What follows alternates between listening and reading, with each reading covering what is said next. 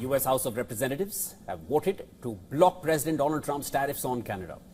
The resolution passed by a narrow 219 to 211 vote, with 6 Republicans breaking ranks to join Democrats in the opposing the president's trade policy. Now, the resolution brought by Democrats seeks to terminate the national emergency declared by Trump that he used to impose tariffs on Canadian imports.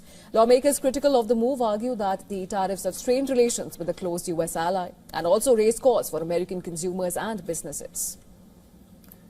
President Trump responded swiftly and forcefully to the House vote, saying the move would undermine America's trade leverage and hand an advantage to other countries in a series of statements. Trump said Canada has taken advantage of the United States on trade for many years. The president insisted that tariffs make a win for U.S. easy, arguing that the policy has strengthened both economic and national security.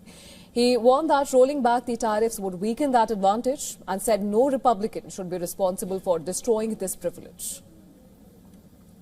Trump also took aim at the Republicans who broke ranks, suggesting their vote was a betrayal of the party's economic agenda. He warned that there could be political consequences for lawmakers who he claimed sided with Democrats over U.S. industry.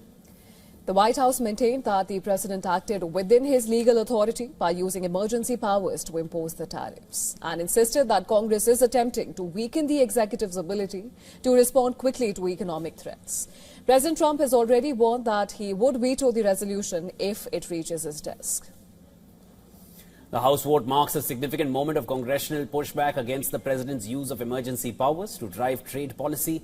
The resolution now heads to the Senate, where its future remains uncertain. Even if it clears the upper chamber, supporters would need a 2/3 majority in both houses to override a presidential veto, a major political hurdle. The outcome could have broader implications for executive authority and U.S.-Canada trade relations. Now, separately, the U.S. Supreme Court is set to decide on the legality of President Trump's tariffs, as federal tariff revenue has surged more than 300% year-on-year. Customs collections spiked in January, helping to narrow the monthly budget deficit and provide a boost to Treasury revenue.